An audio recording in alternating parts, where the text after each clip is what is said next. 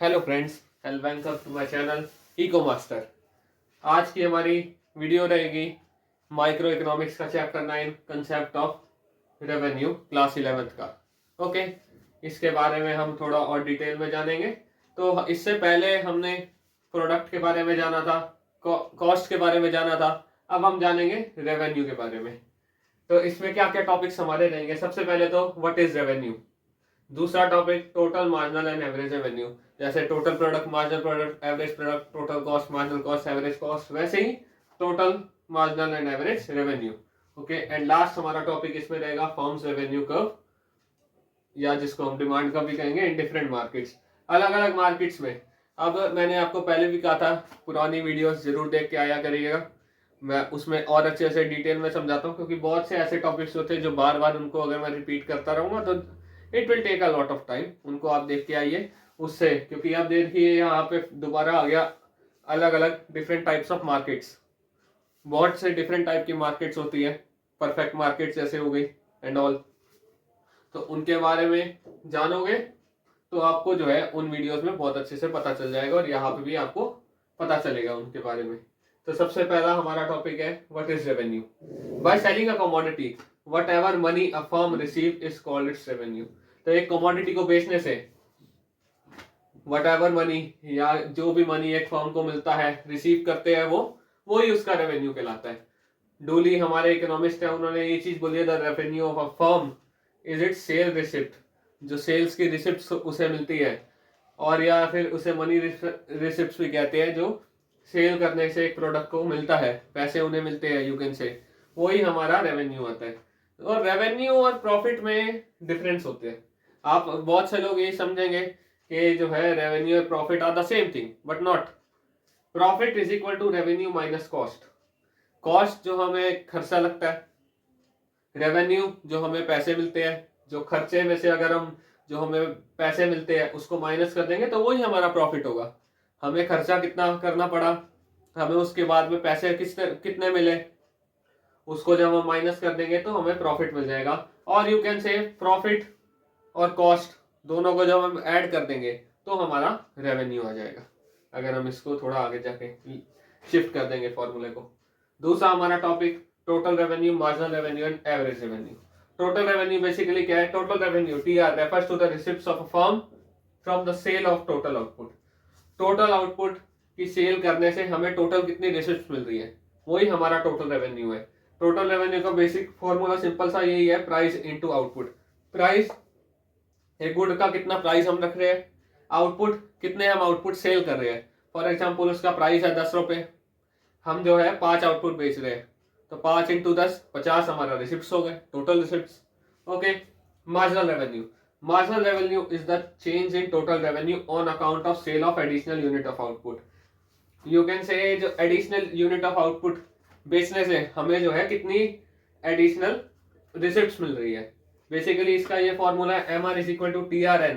T R N आप सोच के चलिए जैसे हमने चौथा ये यूनिट भेजी टी आर एन, और इससे पिछली थी T R N minus one, यानी तीसरी जो यूनिट बेची, इन दोनों को जब हम माइनस कर देंगे, चौथे से हमें कितना रिसिप्ट मिली है, तीसरे से हमें कितनी रिसिप्ट मिली है, उन दोनों को जब हम माइनस कर देंगे तो हमें मिलेगा चेंज। और यू कैन से change in total revenue upon में चेंज इन क्वांटिटी। ओके, तो ये यही चीज मार्जिनल रेवेन्यू चेंज शो करता है। आपने पहले भी जब पिछले उसमें भी देखा है, कॉस्ट में भी देखा है, टोटल रेवेन्यू और मार्जिनल रेवेन्यू का क्या रिलेशन है, वैसे ही इसमें भी हम देख लेंगे इस चीज के लिए, रेवेन्यू के लिए। ओके, जब हमने आउटपुट में भी डाला, कॉस्ट के लिए भी डाला, तो हम इसमें जो है रेवेन्यू के लिए भी देख सकते हैं इसको। एवरेज रेवेन्यू, एवरेज रेवेन्यू भी वही चीज है, is the unit revenue received from the sale of a commodity, एक सिंगल कमोडिटी के, या यू कैन से इसको सबसे आसान तरीका है, you can think of it about mean. Okay, इसका फॉर्मूला यही है, टी आर अपॉन में क्वांटिटी। टोटल रेवेन्यू कितना है पर क्वांटिटी के हिसाब से। एवरेज रेवेन्यू, यहाँ पे अब एक और चीज देखिए, average revenue is equal to price of commodity. यहाँ पे मैंने ये लाइन लिखी है, इधर ये तो एवरेज लिखा हुआ है, फिर इसको हम प्राइस क्यों बोल रहे हैं? थोड़ा सोच के देखिए, टी आर का फॉर्मूला है प्राइस इंटू क्वांटिटी, इधर इसका फॉर्मूला है T R divide by Q. Okay, T R divide by Q, तो इधर इसको जब हम आपस में कैंसिल आउट करेंगे तो क्वांटिटी डिवाइड बाय क्वांटिटी हट जाएगा, बचेगा क्या सिर्फ हमारे पास प्राइस, क्योंकि ये देखिए T R is equal to price into quantity divide by quantity, जब ये दोनों का हट जाएंगे तो बचेगा क्या सिर्फ प्राइस। तो इसलिए हम एवरेज रेवेन्यू को प्राइस भी बोल सकते हैं। अब इनके बारे में इसके बारे में थोड़ा और डिटेल में जाएंगे, टोटल रेवेन्यू, मार्जिनल रेवेन्यू और एवरेज रेवेन्यू के। Let's move further. So guys, अब हम देखेंगे रिलेशनशिप एमआर, टीआर और एआर का दो नई सिचुएशंस में। पहली सिचुएशन हमारी ये रहेगी relationship when AR is constant. AR is constant यानी जब प्राइस इज कांस्टेंट। ऐसा टाइम जब प्राइस जो है कांस्टेंट रहेगा, हम प्राइस को चेंज किए बिना ही जो है चेक करेंगे रेवेन्यू हमें कितना मिलता है। इसके लिए हमने एक टेबल बनाया है, आउटपुट 1 बेचा, 2, 3, 4, 5, ये हमने 5 आउटपुट बेचे। प्राइस जो है पूरा टाइम जो है 10-10 रुपए था। टी आर यानी कि ए आर इंटू क्वांटिटी जो हम बोल सकते हैं, प्राइस इंटू क्वांटिटी और प्राइस इज ए आर, तो ए आर इंटू क्वांटिटी 10, 20, 30, 40, 50, पहले 10, फिर 20, फिर 30, फिर 40, फिर 50। टी आर और एम आर अगर हम इनका डिफरेंस निकालेंगे तो 10 minus 0, 20 minus 10, 30 minus 20, 40 minus 30 and all. तो एम आर भी हमारा कितना आया 10 ओवरऑल कॉन्स्टेंट रहा एम आर, क्योंकि ये देखो इस टाइम प्राइस कांस्टेंट है तो इसलिए एम आर तो हमारा कांस्टेंट है ही है साथ में उसके। तो M R is simply additional change in T R, क्योंकि देखो प्राइस यहाँ पे ओवरऑल 10 ही है, इसको 10 into 1, 10 into 2 and 10 into 3, 10 into 4 and 10 into 5, ये हमने जब उसके साथ कैलकुलेट किया तो ये 10, 20, 30, 40, 50 आया हमारा टी आर। तो टी आर का चेंज जो है ओवरऑल ऑफ चेंज जो है चेक कर सकते हैं, वो भी सेम ही है, उसमें भी कोई फर्क नहीं आ रहा, जो हर बारी 10 ही आ रहा है। ओके, सो एम आर हम जानते ही है क्या है, मार्जिनल बेसिकली चेंज ही कहलाता है कि चेंज इन टी आर ही कहलाता है। हेयर प्राइस या A R is constant then M R is also constant. और इससे हमें पता चलता है जब एम आर अपना ए आर जो है कांस्टेंट होता है तो उसके साथ के साथ एम आर भी आपका कांस्टेंट होता है। तो A R is equal to M R, इस डायग्राम से हम देख सकते हैं यहाँ पे A R is equal to M R, ये कांस्टेंट लाइन बन रही है जो हर जो है क्वांटिटी पे, चाहे वो 1 हो, 2 हो, 3 हो, 4 हो, जितने भी है सब पे कांस्टेंट है। एवरेज रेवेन्यू, मार्जिनल रेवेन्यू दोनों इक्वल भी आएंगे। Constant M R implies constant addition to T R, यानी कि टी आर में कांस्टेंट जो है एडिशन हो रहा है, यानी कि जो चेंज आ रहा है टी आर में वो भी कांस्टेंट है। That is T R will increase at constant rate, क्योंकि जो टी आर है का जो रेट होता है वो आपका एम आर होता है। एम आर जो है एडिशन इन टी आर है। ओके, सो एम आर अगर कांस्टेंट है यानी कि टी आर भी जो है कांस्टेंट रेट से बढ़ेगा, इसलिए टी आर एक स्ट्रेट लाइन है, वो कोई चेंज नहीं है ग्राफ, जैसे यू हो या यू हो ऐसा कुछ नहीं है उसके अंदर, वो एक स्ट्रेट लाइन बनेगा टी आर भी। चलो ये बात तो हो गई, जब ए आर हमारा कांस्टेंट है, प्राइस हमारा कांस्टेंट है, तो ये भी एक ऐसी लाइन बना और ये भी एक हॉरिजॉन्टल लाइन बना जो एक्स एक्सिस के पैरेलल है। टी आर हमारा इस तरह की लाइन और ए आर और एम आर दोनों इक्वल एक हॉरिजॉन्टल लाइन। ये बात तो हो गई हमारा जब वो कांस्टेंट है। अब दूसरी सिचुएशन हम देखते हैं, अगर प्राइस जो है वो कांस्टेंट नहीं है। ऐसा बहुत बारी होता है, प्राइस जब कांस्टेंट ना हो तो हमें जो है आपने सुनने में आया होगा, अगर हमें जो है अपना प्राइस बढ़ाना पड़े, प्राइस कम करना पड़े, आई मीन क्यों, अगर हमें क्वांटिटी ज्यादा बढ़ानी है, ज्यादा चीजें बेचनी है, तो बहुत बारी ऐसा होता है लोग जो है प्राइसेस कम करते रहते हैं। क्यों? ज्यादा सामान बेचने के लिए। लोगों को जैसे ही पता लगेगा कि वो सामान जो है सस्ता हो रहा है, वो लोग उसे खरीदेंगे। तो यहाँ पे आप देख सकते हैं 1, 2, 3, 4, पहले प्राइस 10, 9.5, 9, 8.5, तो टी आर हमारा इंक्रीज हो रहा है। एम आर जो है पहले 10 माइनस 0, 9, फिर 19 माइनस 10, फिर 27 माइनस 19, 8, 34 माइनस 27, 7। तो हम ये देख सकते हैं एम आर भी हमारा डिक्रीज हो रहा है। एम आर हमारा डिक्रीज हो रहा है। In case A R is declining, यानी जब प्राइस हमारा डिक्रीज हो रहा है तो एम आर भी जो है डिक्लाइन होगा। ये आप चीज जान सकते हैं। दिस प्रूव्स, ये जो है आपका मोनोपोली या मोनोपोलिस्टिक कंपटीशन के केस में बहुत बार होता है।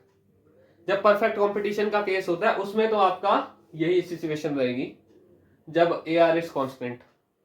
लेकिन मोनोपोली या मोनोपोलिस्टिक मार्केट के केस में ऐसा होता है कि प्राइस को हमें कम करना पड़ता है, प्राइस जो है डिक्रीज होता है। लेकिन यहाँ पे कौन सी सिचुएशन हो जाती है, प्राइस तो डिक्रीज हो रहा है, AR भी डिक्रीज हो रहा है, लेकिन कौन सा ज्यादा फास्टर रेट से डिक्रीज हो रहा है, MR जो है डिक्रीज करता है फास्टर रेट देन TR, इसलिए AR जो है हमारा ऊपर होता है MR से, क्योंकि MR ज्यादा स्पीड से डिक्रीज हो रहा है और AR जो है वो कम रेट से डिक्रीज हो रहा है, तो AR हमारा बड़ा है MR से, AR is greater than MR, क्योंकि ये देखिए उससे ऊपर है। When MR is declining, we add less and less to TR। ये चीज यही कह रही है कि जब जो है MR डिक्रीज हो रहा है तो हम जो है और कम जो है TR में ऐड करते हैं, क्योंकि MR जो है आपका रेट शो करता है टोटल रेवेन्यू का। मार्जिनल रेवेन्यू जो है is the rate of total revenue. तो अगर वो डिक्रीज हो रहा है, अभी हम नेगेटिव की बात नहीं कर रहे इसको, अभी वो डिक्रीज हो रहा है तो TR बढ़ेगा तो सही, लेकिन लेस रेट से। वो डिक्रीज होता रहेगा MR, तो क्या होगा, TR हमारा इंक्रीज होगा लेकिन लेस रेट से, तो उसकी शेप कुछ ऐसी बनेगी। Okay, for additional unit of output TR will increase at less rate. Okay, so TR increasing at decreasing rate, यही यहाँ पे चीजें शो कर रहा है कि TR इंक्रीज तो हो रहा है क्योंकि MR हमारा पॉजिटिव है, लेकिन वो इंक्रीज कर रहा है डिक्रीजिंग रेट से। अब एक पॉइंट देखिए यहाँ पे, ये पॉइंट जो नीचे वाले डायग्राम में हमारा पॉइंट M है और ऊपर वाले में हमारा पॉइंट B है, इधर जो है TR हमारा मैक्सिमम पे पहुंच गया, इधर हमारा TR अभी मैक्सिमम पे पहुंच गया। क्यों, क्योंकि MR इज इक्वल टू 0। हमने पहले भी देखा था, ये चीज देख चुके थे। तो जब MR हमारा 0 हो जाता है, मार्जिनल रेवेन्यू हमारा 0 हो चुका है, इक्वल टू एक्स एक्सिस है, तो TR हमारा मैक्सिमम है। उसके बाद जब MR नेगेटिव चला गया, पहले अभी MR पॉजिटिव था तो टोटल रेवेन्यू इंक्रीज हो रहा था, लेकिन जब मार्जिनल रेवेन्यू आपका नेगेटिव हो जाएगा तब TR जो है टोटल रेवेन्यू जो है वो डिक्रीज करना शुरू कर देगा। यही चीज में ये शो करता है कि जब MR नेगेटिव होना शुरू हो जाता है तब हमारा टोटल रेवेन्यू डिक्रीज होना शुरू हो जाता है। तो इसके बारे में हमने क्या क्या चीजें अभी देखी। पहले तो AR जो है वो ऊपर रहता है, MR से AR ज्यादा होता है। MR जो है फास्टर डिक्रीज होता है TR से। ओके, TR पहले इंक्रीज होता है, फिर जब MR इक्वल टू 0 हो जाता है तब TR मैक्सिमम हो जाता है। उसके बाद टोटल रेवेन्यू आपका डिक्रीज होना शुरू हो जाता है। क्यों, क्योंकि अब MR हमारा नेगेटिव हो चुका है। अब ये हमारा लास्ट टॉपिक रहेगा। अभी इससे पहले हमने देखा था AR MR के बारे में। एक चीज और याद रखिएगा कि MR कर्व हमारा नेगेटिव जा सकता है, वो जा भी रहा था, हमने देखा था तभी TR कर्व नीचे जा रहा था, लेकिन AR कर्व वो कभी नेगेटिव नहीं होगा, 0 नहीं होगा। प्राइस आपने देखा कभी नेगेटिव होते हुए, बस तो यही समझ के याद रखिएगा। तो ये हमारा लास्ट टॉपिक आज का है, firms revenue curve is in different markets. अलग अलग मार्केट्स में फर्म के रेवेन्यू कर्व्स क्या क्या रहेंगे। रेवेन्यू कर्व्स को आप डिमांड कर्व भी कह सकते हैं, both are the same things. Okay, तो पहला type of market, perfectly competitive market.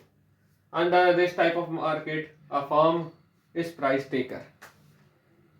सोच के देखिए, इस टाइप की मार्केट में फर्म प्राइस टेकर है, प्राइस मेकर नहीं है। प्राइस मेकर जो खुद से प्राइस बनाता है, प्राइस टेकर जो मार्केट में प्राइस चल रहा है वही प्राइस उसने रखना है। ओके, इट कांट इन्फ्लुएंस या change the market price. Okay, तो यही चीज ये बोल रहा है कि जो है प्राइस को वो इन्फ्लुएंस नहीं कर सकता, जो मार्केट में प्राइस चल रहा है वही प्राइस वो रखेगा। Okay, it can sell any quantity at the prevailing price. ये कंपटीशन में ऐसा चल रहा होता है कि जो जो मार्केट में इस टाइम प्राइस चल रहा है उसी प्राइस पे वो जितना मर्जी क्वांटिटी बेच सकता है, कम भी ज़्यादा भी कोई फर्क नहीं पड़ता। अगर उसने सोच के देखो इस मार्केट में प्राइस बढ़ा दिया, क्योंकि परफेक्टली कंपटीशन एक ऐसी जगह है जहाँ सेलर्स भी बहुत ज़्यादा है, बायर्स भी बहुत ज़्यादा है, तो इस टाइम पे अगर उसने जरा सा भी प्राइस बढ़ा दिया, आराम से जो कस्टमर्स है वो किसी दूसरे उसके पास चली जाएगी, ओके, किसी दूसरे सेलर के पास चली जाएगी, वो वहां से खरीद लेगी, कोई दिक्कत नहीं आने वाली उसको, तो वो अपना प्राइस बढ़ाने की कभी कोशिश ही नहीं करेगा। ओके, यही चीज जो सारे कस्टमर अपने लूज कर देगी and people will go elsewhere, यही चीज यहाँ पे है। Nor can it decrease price, वो अपना प्राइस डिक्रीज भी नहीं कर सकती, क्योंकि पहले से ही मार्केट में प्राइस इतना कम चल रहा होता है, अगर वो और ज़्यादा कम करेगी तो वो प्रॉफिट ही लूज कर जाएगा पूरा अपना। तो यही चीज़ होता है परफेक्टली कॉम्पिटिटिव में। अगर हमने पीछे जब देखे थे दो टाइप, एक में जब प्राइस कितना रहता है चेंज नहीं होता, तो वही वाली सिचुएशन यहाँ पे आ जाएगी जो हमने दो देखी थी। तो जो पहली वाली सिचुएशन थी जहाँ पे AR कांस्टेंट होता है, वही इसका ग्राफ होता है परफेक्टली कॉम्पिटिटिव का, तो वो ग्राफ से आप इसको कंपेयर कर सकते हैं। और दो आगे टाइप के मार्केट्स है, revenue under monopoly and revenue under monopolistic. Monopoly और मोनोपोलिस्टिक दोनों में ही AR MR हमारे डिक्रीज हो रहे होते हैं, here AR and MR slopes downward from left to right. Monopolistic में भी AR and MR slopes downward from left to right. दोनों में भी फर्क क्या है, डायग्राम देख के I think you can understand, या इसका स्लोप इसके देख के आपको पता चल जाएगा थोड़ा बहुत, इसके स्लोप को देख के। In monopoly firm being a single seller, तो ये प्राइस मेकर होता है, ओके। तो यही चीज बोल रहा है कि एक सिंगल सेलर होता है तो वो प्राइस काफी ज्यादा अच्छे से रख सकता है, काफी ऊपर रख सकता है। The difference between monopoly and monopolistic is under monopolistic AR is more elastic. यहाँ पे आप देख सकते हैं AR कर्व MR कर्व ज्यादा इलास्टिक है MR और AR जो मोनोपोली में है, क्योंकि मोनोपोली में वो सिंगल सेलर होता है, वो प्राइस बढ़ाता जाए बढ़ाता जाए बढ़ाता जाए, लोगों के पास बहुत ही कम ऑप्शन होता है कि वो उसको छोड़ के किसी और के पास जाए, क्योंकि वो सिंगल सेलर होता है, तो उन्हें कुछ ना कुछ करके खरीदना ही पड़ता है, बहुत दिक्कत आती है उन्हें, लेकिन फिर भी। अंडर मोनोपोलिस्टिक मार्केट में जो गुड्स है उसके क्लोज सब्स्टिट्यूट्स अवेलेबल होते हैं, तो ऑप्शन हो सकता है कि एक से वो किसी दूसरे के पास चले जाए, क्योंकि उसका क्लोज सब्स्टिट्यूट अवेलेबल होता है मार्केट में। व्हाट आर सब्स्टिट्यूट्स आपको पहले भी मैं बता चुका हूँ, इसलिए मैंने कहा था पिछली वीडियोस जरूर देख के आया करो, उससे आपको बहुत अच्छे से समझ में आएगा। अब मोनोपोली मोनोपोलिस्टिक परफेक्ट कंपटीशन के बारे में मैं पहले की वीडियोस में बहुत अच्छे से समझा चुका हूँ, तो यही चीज इससे आपको यहाँ पे, तभी मैं कहता हूँ उनको देख के आइए, आप अच्छे से समझ पाएंगे। तो इससे हमने देखा। अब ये बात आई डिमांड कर्व की, और मैंने अभी बताया demand curve is revenue curve. तो यहाँ पे तीन टाइप के मैंने डायग्राम बना रखे हैं। एक ये डीपी जो एक्स एक्सिस से पैरेलल है, ओके। तो क्या है DP is perfect competition, demand curve is perfectly elastic. ये परफेक्टली इलास्टिक है, उतने के उतने प्राइस पे ही जितना मर्जी वो बेच सकता है, तो यही यहाँ पे ये शो कर रहा है, तो ये बहुत ज्यादा इलास्टिक है, परफेक्टली इलास्टिक है बल्कि, okay. DM in the mono, DM जो है ये जो सबसे कम इलास्टिक है, इट्स द लीस्ट इलास्टिक। तो DM is of monopoly, it has least elasticity of demand because of no substitutes, क्योंकि इसके सब्स्टिट्यूट्स अवेलेबल ही नहीं होते, तो ये लीस्ट इलास्टिक होता है। तीसरा आया जो इन दोनों के बीच में DMC, DMC is of monopolistic, has high elasticity of demand, इसकी इलास्टिसिटी ऑफ डिमांड हाई होती है, क्यों? बिकॉज इसके क्लोज सब्स्टिट्यूट्स अवेलेबल होते हैं। तो इन दोनों के बीच में यही डीएमसी आता है, डाउनवर्ड स्लोपिंग ये भी होता है, लेकिन इसके क्लोज सब्स्टिट्यूट अवेलेबल होने की वजह से ये जो है थोड़ा इलास्टिक होता है। तो अभी हमने फिर डिमांड के बारे में भी जान लिया। अब नेक्स्ट टॉपिक हमारा, एक्चुअली नेक्स्ट टॉपिक इसमें कोई है ही नहीं, इसी के साथ ये चैप्टर हमारा कंप्लीट होता है। ओके, हमारा नेक्स्ट चैप्टर रहेगा प्रोड्यूसर्स के बारे में। अभी तक हमने बहुत कुछ जाना है, वो ज़्यादातर कंज्यूमर या फर्म्स के बारे में। नेक्स्ट टॉपिक रहेगा हमारा प्रोड्यूसर के बारे में। अब हम जानेंगे प्रोड्यूसर अपना इक्विलिब्रियम में कैसे पहुंचता है एंड ऑल। मेन अब इसमें हम प्रोड्यूसर के बारे में ही पढ़ेंगे। तो ये चैप्टर हमारा इसके साथ कंप्लीट होता है। अगर आपको ये वीडियो पसंद आई हो तो प्लीज़ इसे लाइक कीजिए, सब्सक्राइब कीजिए, शेयर कीजिए, अपने दोस्तों के साथ ज़्यादा से ज़्यादा शेयर कीजिए, ताकि देखिए जितना ज़्यादा आप लोग शेयर करेंगे, इसे लाइक करेंगे, उतना ही ज़्यादा मैं भी जो है खुशी से और आपको पढ़ा पाऊँगा। आप लोग भी खुश होंगे, मैं भी खुश होऊंगा और अच्छे से आपको पढ़ा पाऊँगा। आपको भी मज़ा आएगा, पसंद आएगा। Okay then, good bye.